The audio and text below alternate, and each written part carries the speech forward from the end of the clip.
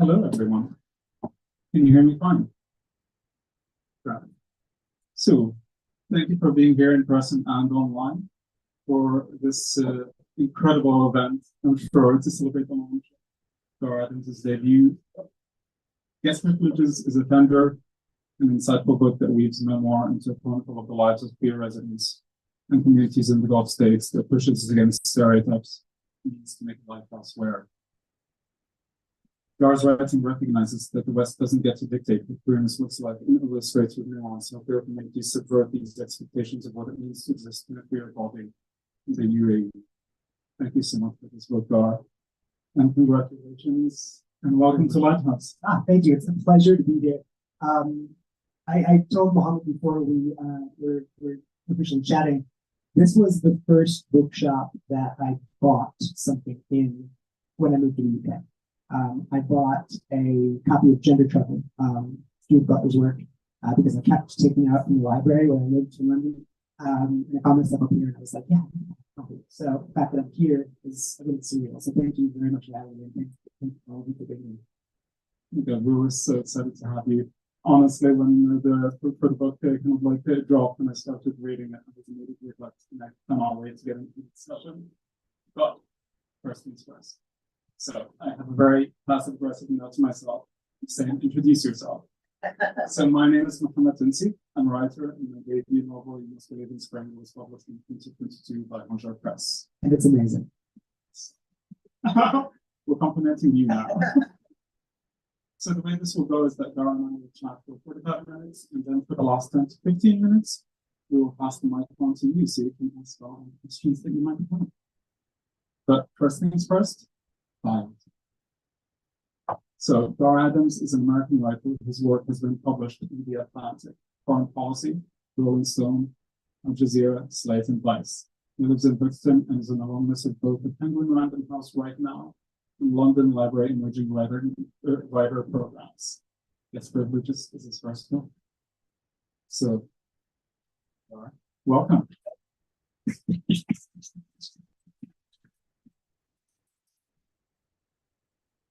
It's a great person. Yeah, absolutely.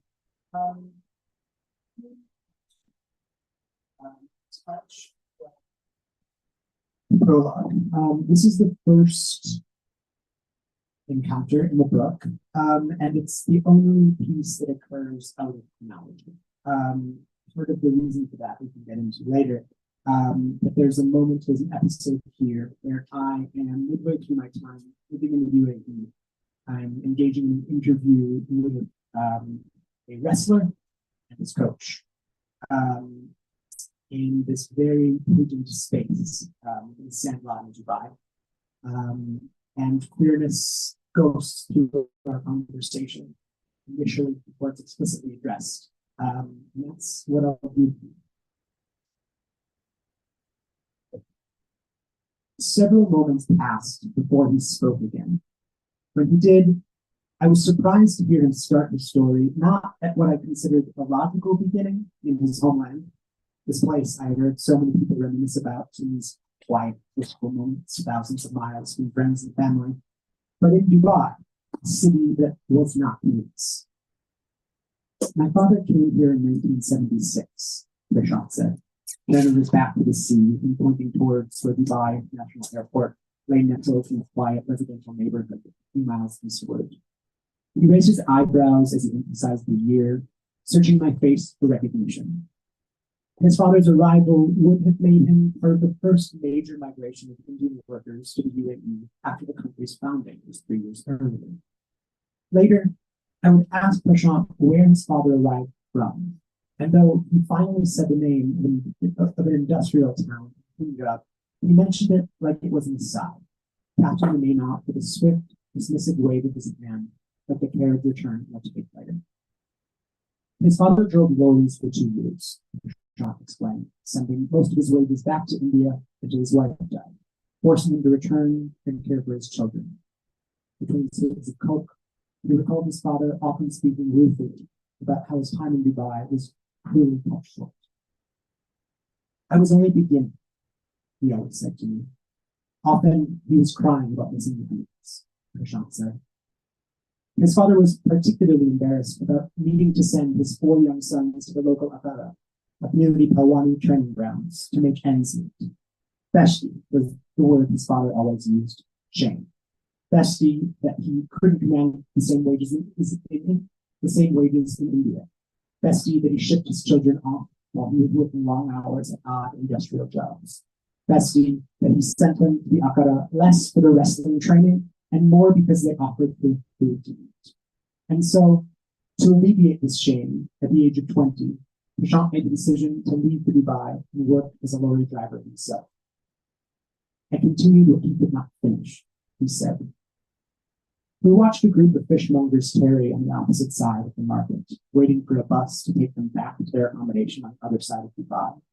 It was the first Friday of the month, probably payday for most of them.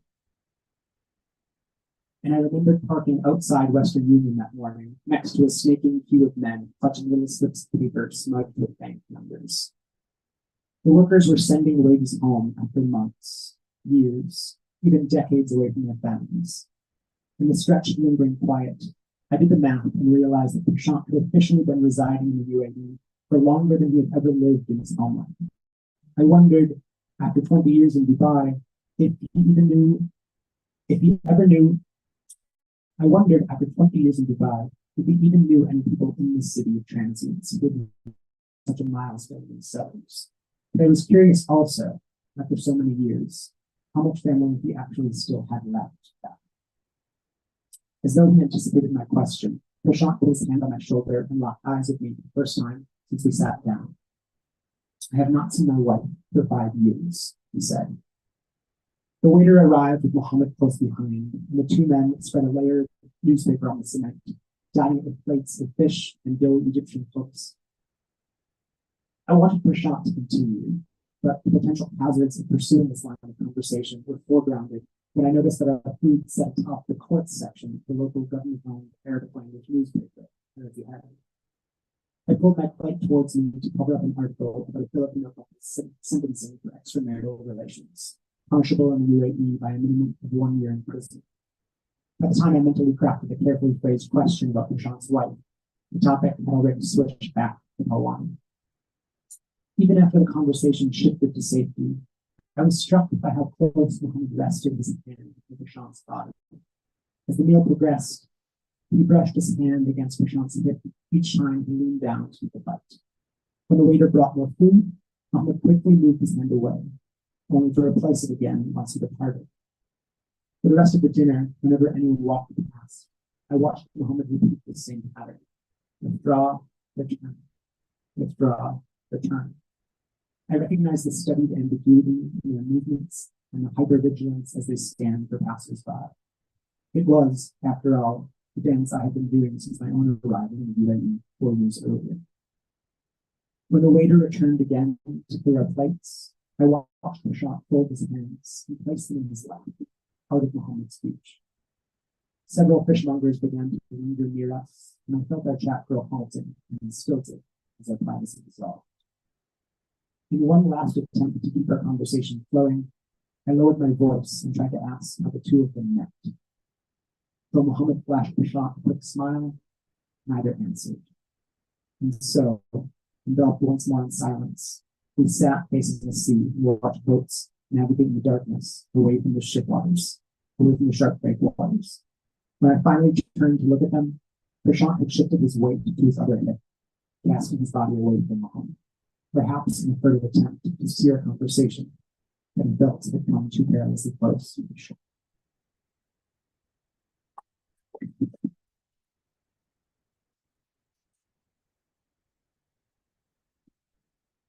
Thank you so much. That was beautiful. But yeah, I mean, and it's such an interesting point to begin from because in that prologue, there's obviously kind of like a lot of push and pull. There's that kind of like almost need to try to get to the story, to kind of like find out what happens. And that kind of like often comes with a lot of preconceptions, which kind of like, as the book goes on, are constantly kind of like subverted into what one thing that just feels like is all right go. And yeah, it's so incredible kind of like how that progresses. But before we get into that nitty-gritty, I just wanted to ask why write this book and why the point that it's up to kind of like this memoir with other people's stories. I lived in the Gulf for a decade, and I lived there as a largely closeted man. While I was there, queerness was ever present in my life. It was something that I felt hyper cognizant of in terms of my own navigation. And as I lived there, the navigation of others around me.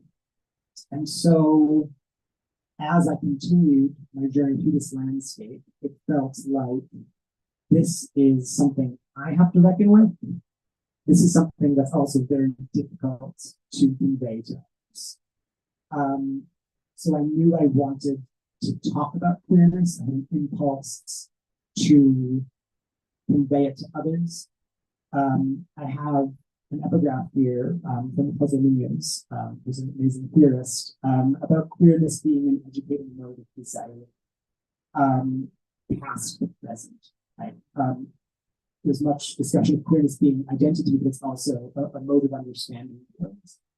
And it was difficult for me to convey that to others.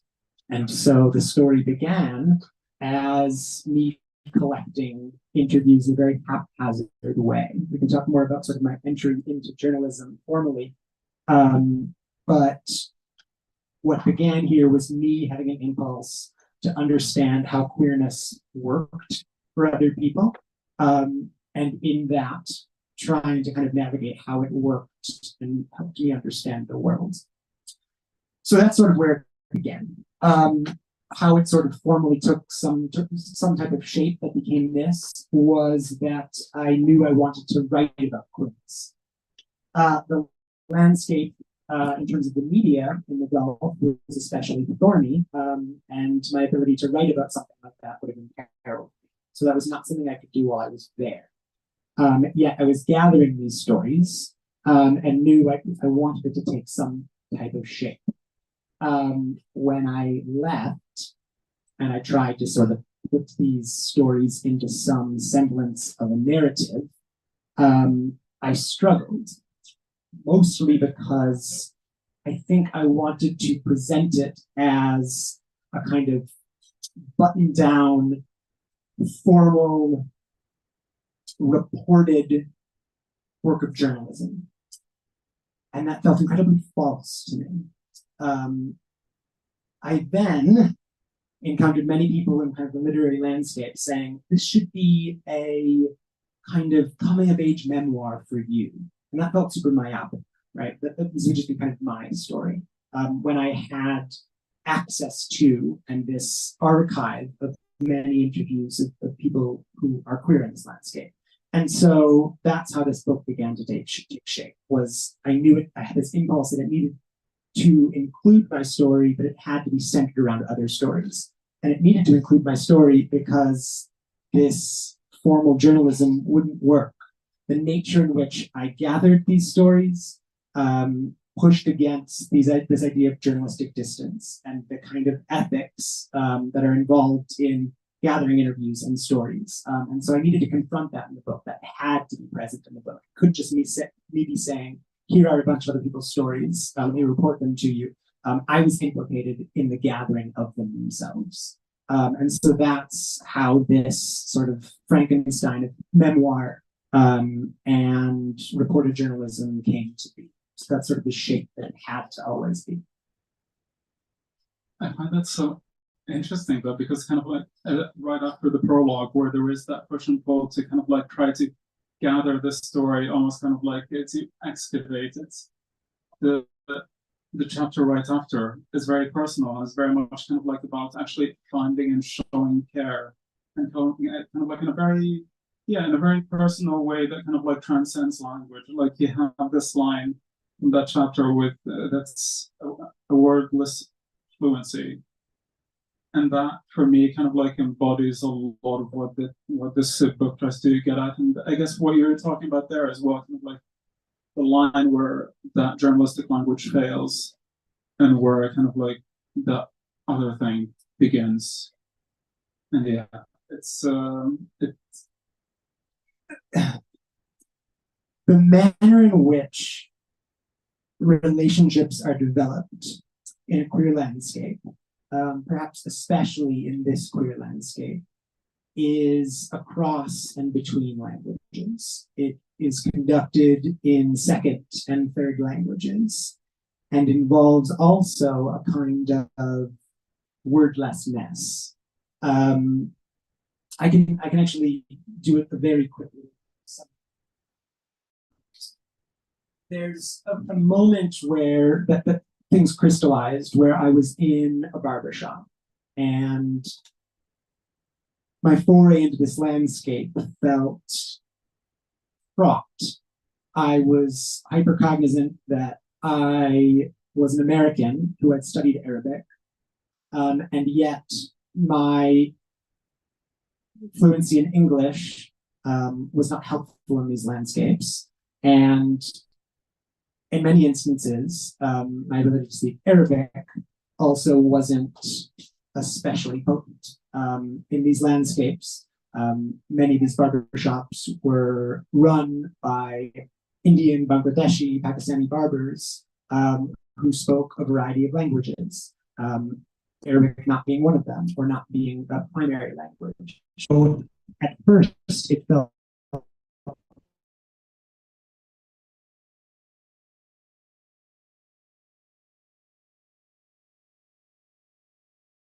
very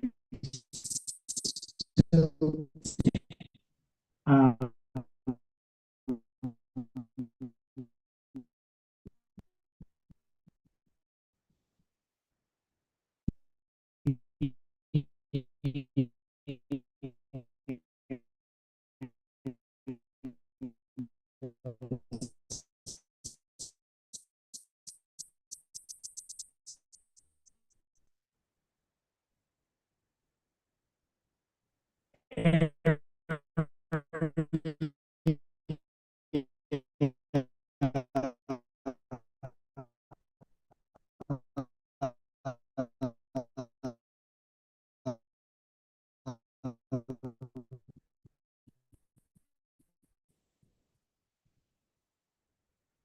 I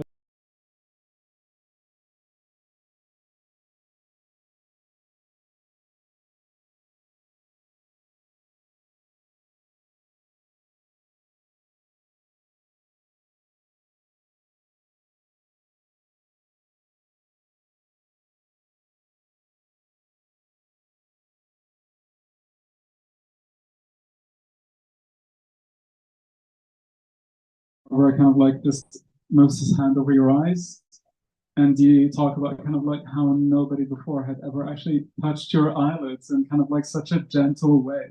And it's that moment of kind of like actually realizing, oh, there's a bit of extra something there happening.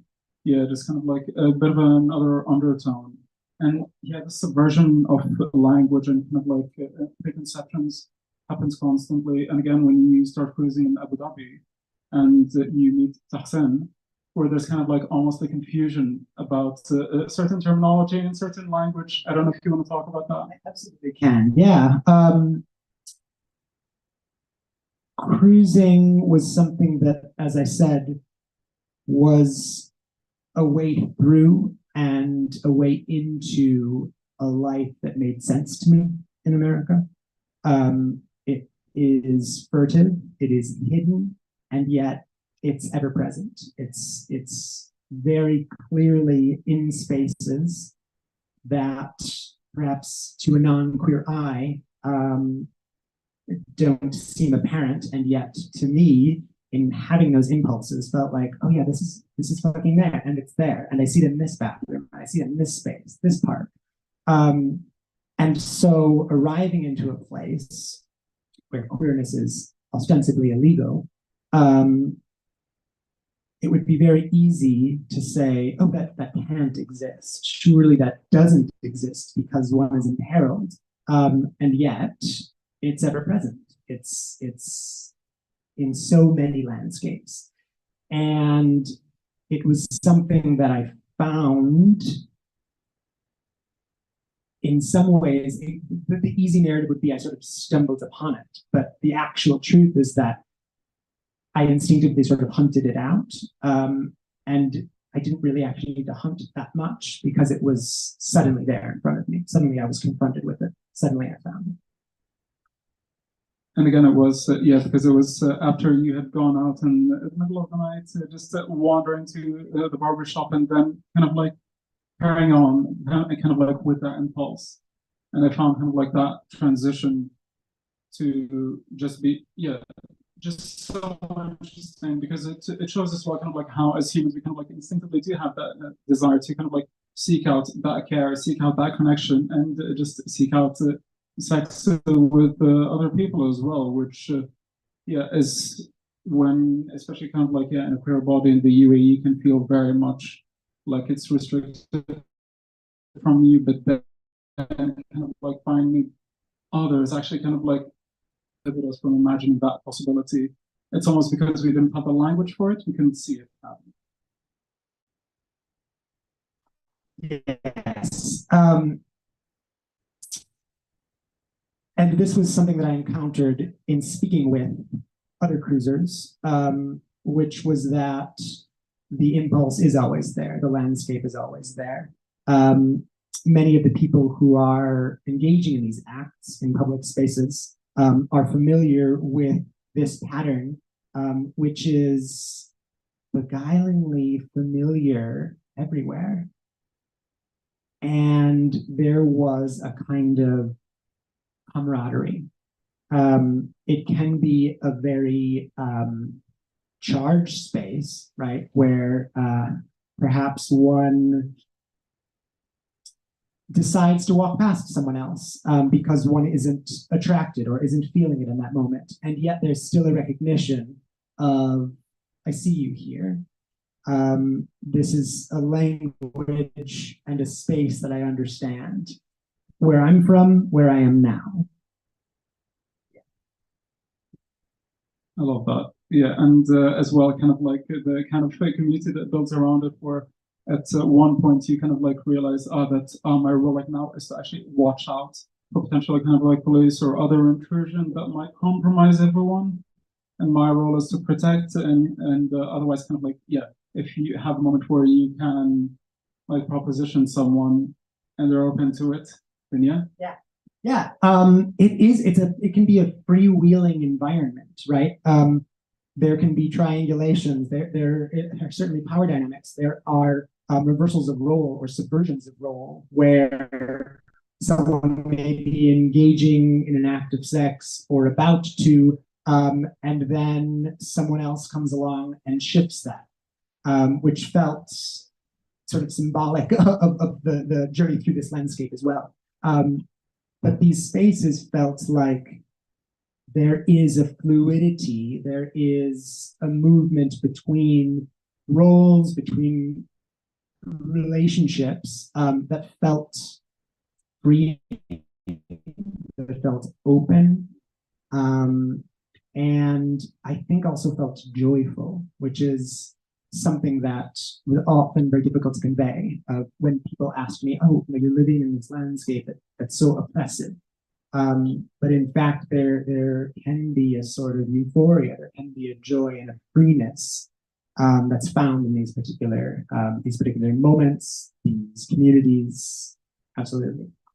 And a certain kind of like, because obviously whenever we meet someone, that person leaves an imprint, and they kind of like so as well that these people that you encountered, like one of them that's in this kind of like almost haunts part of the rest of the book, and kind of like reappears almost on the periphery, even kind of when you're considering kind of like look at them, you just kind of like think back to that person. So the story is definitely,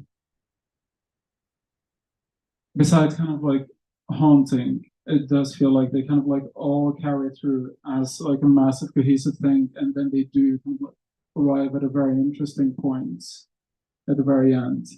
But to also shift gears a bit, it's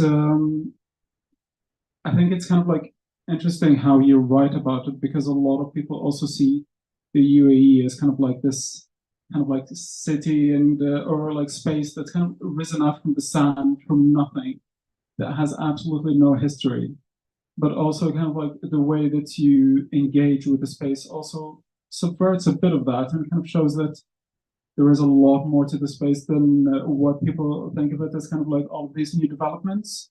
And one of your first friends as well, kind of like during the dinner with Amron and his friends, one of them kind of like holds up just the banknote and is like, this place is history too, even though it's only, yeah, not that old. Yeah. Yeah, this kind of necessary shift in rethinking what history is, what it looks like, where it is. I come from a fairly young country. You know, the US is 200 plus years old. There's a way in which it's very funny when the American media disparages the Gulf as a kind of place that is nouveau riche and sort of lacking in culture. And then, of course, you look at a place like the US, and it actually comparatively doesn't have much culture to a place like this in terms of time scale, right? So that kind of comparative relationship was disorienting when I first arrived. I was sort of schooled in thinking, oh, you know, the whole narrative of this place is one of newness, of ever growing, of sprouting from nothing, from the sand, a constant, quick generation.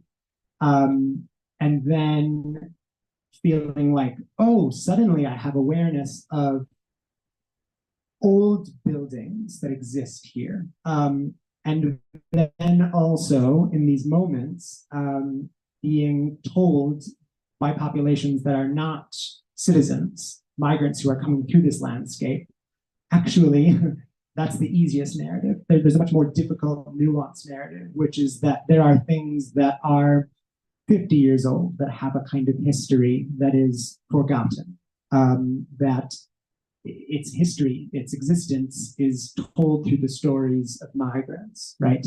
Buildings that no longer have names, that their history in terms of their architecture, their design might be lost, and yet have been named or renamed by migrant groups who have entered into them or utilized these spaces. And there's a kind of history and a more complex history in that sort of narrative that is more difficult to tell. And in that sense as well, kind of like where the kind of like the pursuit of just how queer people live their lives in those spaces as well, and how the space has developed. There's almost a meeting point where you kind of like keep encountering queer people like using spaces differently, not in a way where people would otherwise consider it. Like at one point, you were on the hunt for a place where you can practice gymnastics, and you couldn't find any place suitable. And where did you find the gymnast? And I am a former competitive gymnast, and when I arrived, I tried to find a kind of training facility. And again, the easy narrative was, oh, there's nothing here that doesn't exist, right? And that sort of plays into the very easy narrative of, this place either doesn't have facilities or this kind of culture, or it will suddenly grow and come from nothing. The much more difficult narrative and much truer narrative is a culture around something like gymnastics very much exists here, but in a way that is reshaped by those who are transient, who are making a life here in temporary ways, by migrant communities. So in trying to find a facility for gymnastics, I kind of was banging my head against a wall. There was nothing. I went into a karate studio. I tried to find, I tried to go into like a child's like play area, essentially. Like that wasn't going to work. And I was finally told by a jujitsu coach, go to the Corniche, the place where I was cruising, on a particular day, and you will find something like gymnastics there. He identified it as gymnastics. It was actually parkour, which has a lot of similarities to gymnastics, but is also radically different. And that felt like another a moment of aha. Of course, I'm trying to structure in my head already and presupposed, but actually the much more difficult thing, but also paradoxically more obvious thing, is it exists in a shape that you don't initially recognize and might be difficult to reconcile with. But then there it is, right? Meeting with people who are doing parkour, who are third culture kids, who have been in this landscape in the Gulf for 20 years, their whole life. They're creating a new form of gymnastics, just as they are creating a new form to the UAE or the Gulf. It's being shaped and shifted and reconsidered through them, through their very practice, through their existence in this landscape. And I love the moment because, yeah, again, movement features kind of like really heavily in the book, and sports features really heavily. And I found that so interesting because obviously it's a way to also feel your way kind of like in a very embodied way through a space, because also besides gymnastics, just ice skating as well. So like so many talents. And also the ice skating scene, that was the very first time that I heard about the concept of being numbered. Do you want to explain that? Sure, absolutely. In addition to being a gymnast, I was a figure skater. And one of the very first spaces that I tried to enter into was an ice skating rink.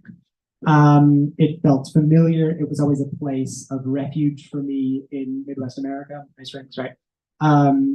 And so really upon my arrival there, I went in search of Abu Dhabi's ice rink. And what ensued truly was one of the very first people that I encountered in the Gulf was a queer Iranian who essentially challenged me to kind of a duel on the ice. Being like, you should dance. And again, like this was a kind of a way into this sport that I didn't understand, but like his understanding of figure skating to him was this kind of recreation of dance.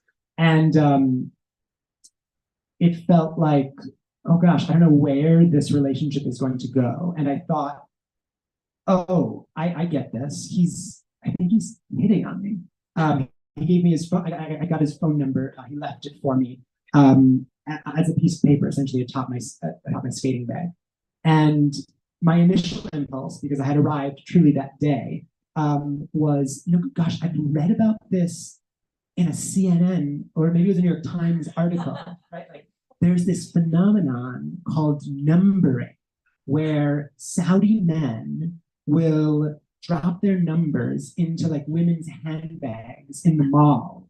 That's what's happening to me. So like I was transposing a Western narrative that I had heard from an English language newspaper onto an encounter that I was having. I was like already presupposing what this man was doing and what his intentions were. And of course, this turned out to be completely false. He was just like, hey, I want to be your friend. And I was like, oh gosh, this has to be this sordid thing that's furtive and secretive. And then, of course, as our relationship develops, we're hanging out, we're going to iftar, and he's just like yakking it up with me and talking about queerness in the middle of this Iranian restaurant. And I'm the one who's like, we have to be quiet, we have to be quiet, we have to be furtive. And he's the one who's like, no, I know this space. I've been in this space. I've lived here. I know how to operate, and I know how and when I can articulate and be strong and be self-assured.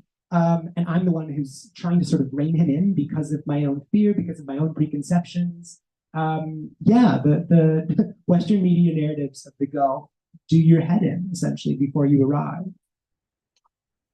And again, kind of like that push and pull between kind of like what your journalistic rigor would have kind of driven you to, which is to read all of those bits of information, kind of like assume that to be fact, versus kind of like the lived reality, really coalesces in the On Men chapter, which I found so interesting because kind of like the book doesn't just occur in Abu Dhabi, it travels kind of like to quite a few other Gulf states, including Oman as well. And kind of the border is very fluid that you kind of almost miss it. Yeah. But do you want to tell us a bit about that chapter? Yeah. It felt important to me to begin this book in the UAE because that was, besides for Yemen, where I studied Arabic, that was the space that I arrived in as a resident. And that was my first lens into the region. I imagine this book as a kind of three-part structure. The second part is beginning to move into forays outside of the UAE. And this sort of parallels my beginnings into journalism and the collection of interviews. And one of the early moments of this is my time going into Oman. And my journey into that landscape was also fraught. Part of this is a kind of fluidity in border between some areas, geographic eccentricities, you can say, rarities, in which the Oman and the UAE border are both very delineated and also kind of fluid. And I'm write a story about jinn, spirits in Oman. And what I'm trying to uncover is a narrative that's complicated. And my attempt to access the communities who have been affected by, believe in jinn, is difficult. It's difficult to gather these stories. It's difficult to attempt to talk about this, to bring this into a conversation. This is a particular moment where I may not believe in something myself. I want to honor someone else's belief. And then you're encountering those with whom the, shall we say, perhaps removal of jinn becomes a fraught landscape, becomes, there's a power dynamic in which someone perhaps is taking advantage of those who believe in something like this. And so in trying to write about this, it felt like, who do I believe? How do I tell this story that honors perhaps several different belief systems, several different encounters with these beliefs? Yeah, that was a complicated journey, especially in trying to write this through an American media lens. An editor who perhaps wants one thing, my journey into this landscape was complicated by questions of race in Oman that perhaps my editor didn't want to engage with. And that became a source of tension as I tried to unpack these. Yeah, because the book also kind of like partially traces the roots of Gaar, which I don't know if many people would know about it, but it's essentially this cultural practice that comes partly from Zimbabwe, am I remembering correctly? Yeah, and but has just kind of like moved over to the UAE, but it's kind of like a part of essentially what is considered an exorcism practice. Yes. Gaar is incredibly complex. There's a belief structure in which jinn perhaps may inhabit one's body. And there are perhaps many different belief systems about how that can be removed, the manner in which these spirits may take one over. And Gaar, perhaps, is something that the removal of these sort of jinn is something that has been brought into Oman, perhaps from Zimbabwe, from East Africa. The presence of this particular practice is complicated by the fact that these are outsiders, perhaps in Oman. And so what does it mean to be believing in something that is a potentially foreign or inherently othering practice this creates a decent amount of tension in terms of, is this something that falls into my belief structure, or is it something that sits apart from it? And the ability to sort of navigate between that, yeah, is incredibly difficult. Especially as it connects to queerness, where kind of like the expectation was that, oh, this will be used against queer people to kind of, or believed to maybe be inhabited by some sort of jinn. And yeah. Yeah. I encountered and engaged in several interviews with a sort of self-reported shaman who was engaging in practices of trying to remove jinn from people's spirits, from their bodies.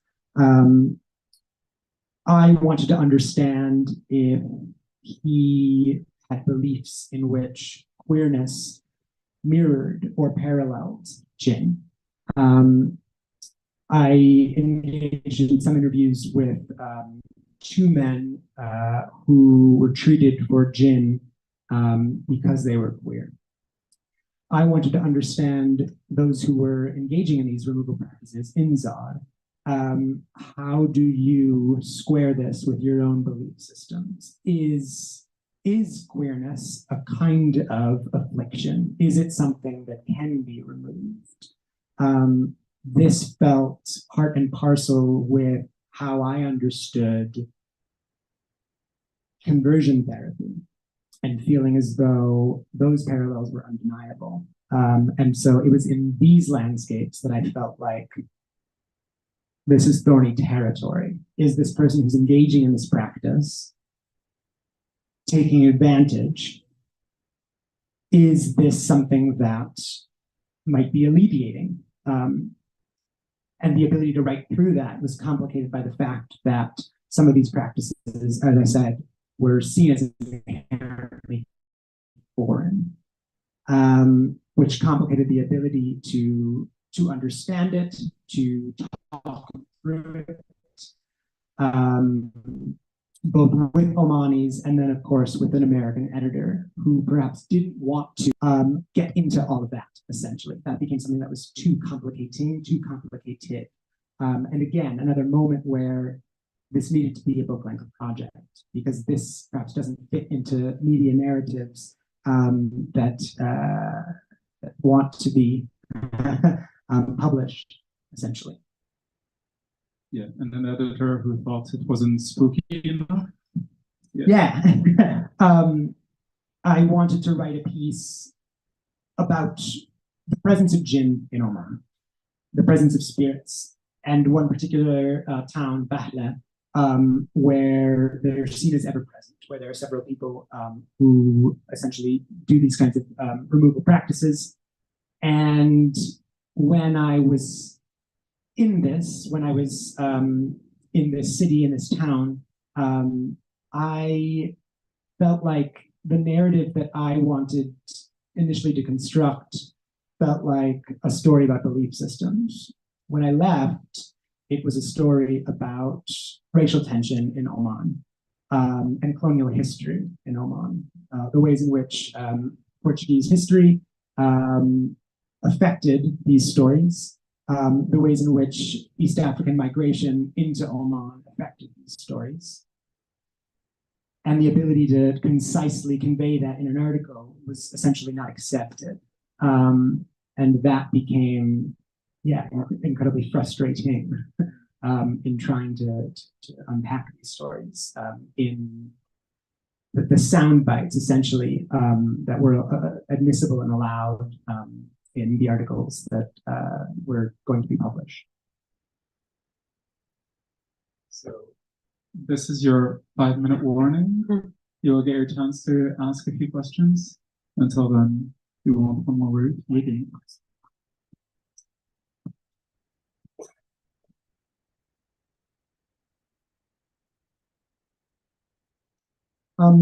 This takes place in Saudi Arabia, where I was going to write an article about the Arabian leopard, which is one of the rarest mammals on the planet.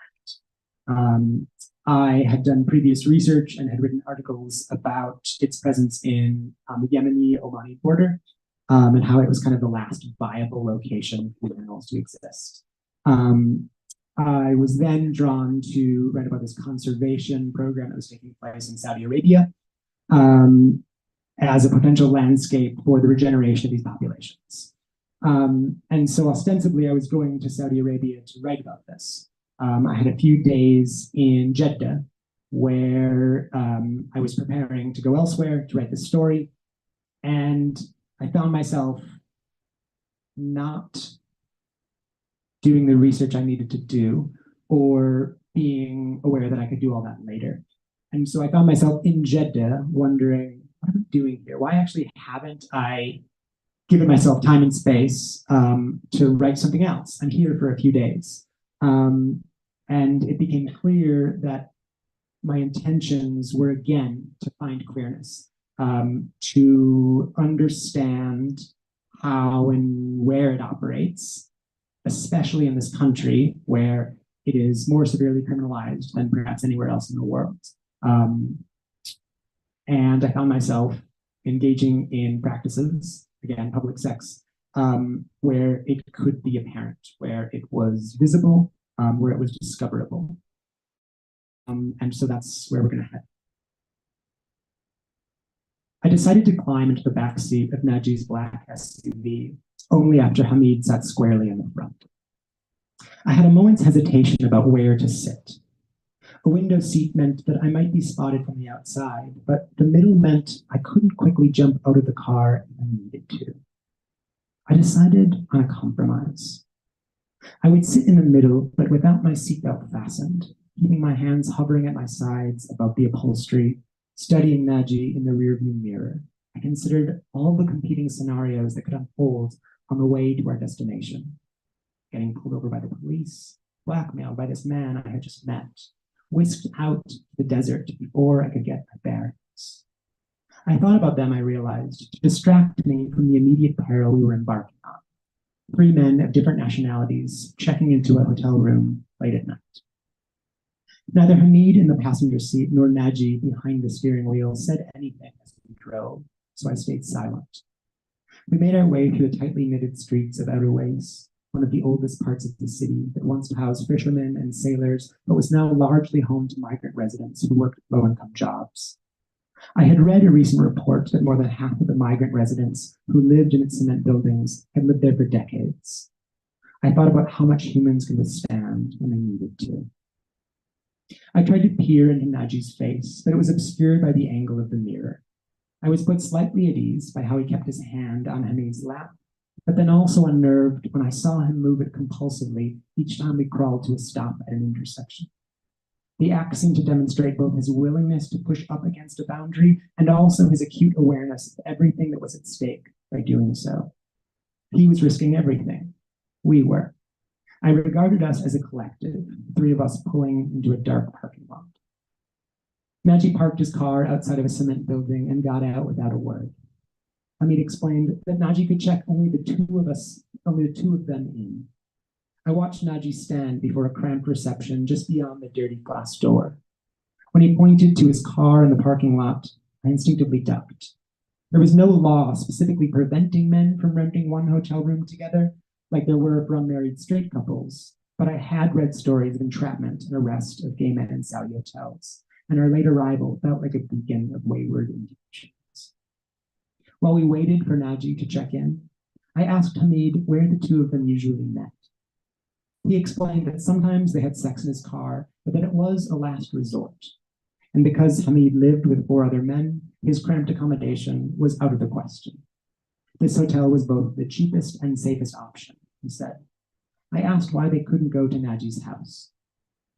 It's not possible. He has a wife and 3 children, Hamid said simply. He looked at me like he was steeling himself from my judgment.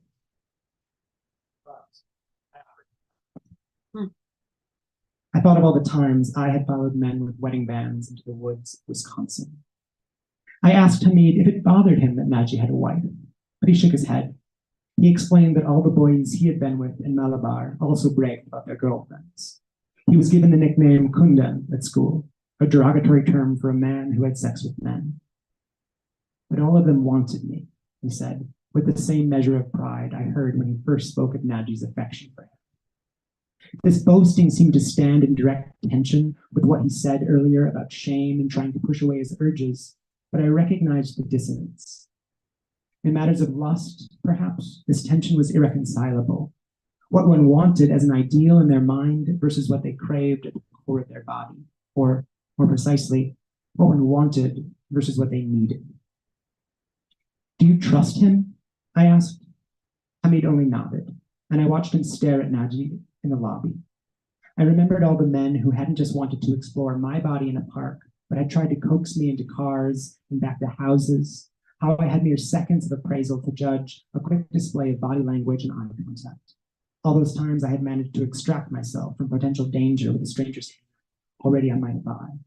This was how and where we were pushed, into the shadows, where we had to learn to operate in the dark. I wanted to ask more, but Najee returned to the car with the hotel key in his hand. He motioned for us to stay while he pulled out a cigarette. I watched him eye the entrance, and I thought about the wrestlers I had just interviewed in Dubai, the urge I felt to preserve silence when they weren't speaking.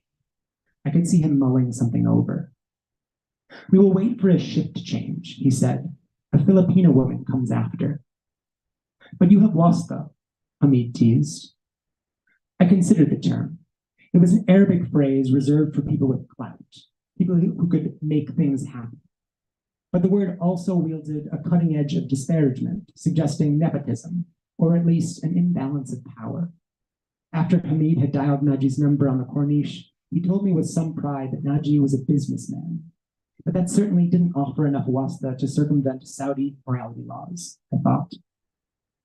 What he was waiting for instead was his chance to have and wield a different sort of power, to stand not in front of a Saudi man, but a Filipino woman, a fellow migrant who was less likely to ask questions, to care, or to be able to do anything about it on the off chance she did.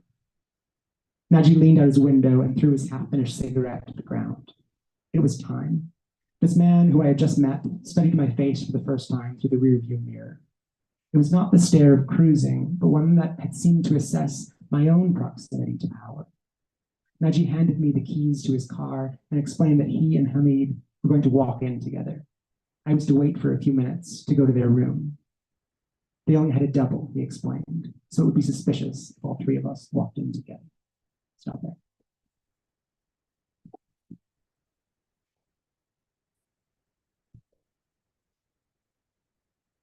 So incredible, especially the reflections on kind of like, yeah, all the power dynamics that occur within those spaces, and especially kind of there's a lot of introspection about your position as well within all of that.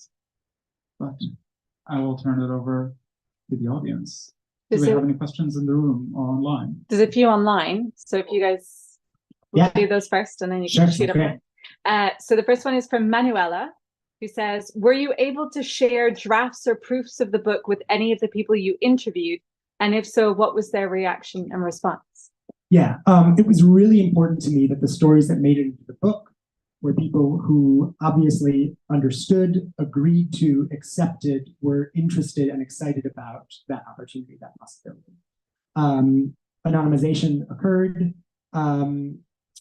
There were several people who I had written articles about previously, who had seen my work in print before, right? Everyone in the book, save for two people, had never been in my work previously. There were several areas of ethical thorniness, right? One being, what about language? How is one able to surmount moments where I've written a piece that someone may not be able to fully comprehend because of their English language capability? So it's in these instances where I've done my best to convey what the book is, what the shape is, what it looks like, what their story is. They've shared it with me, and so there goes that. For those who could and wanted to read, I offered them that chance. It was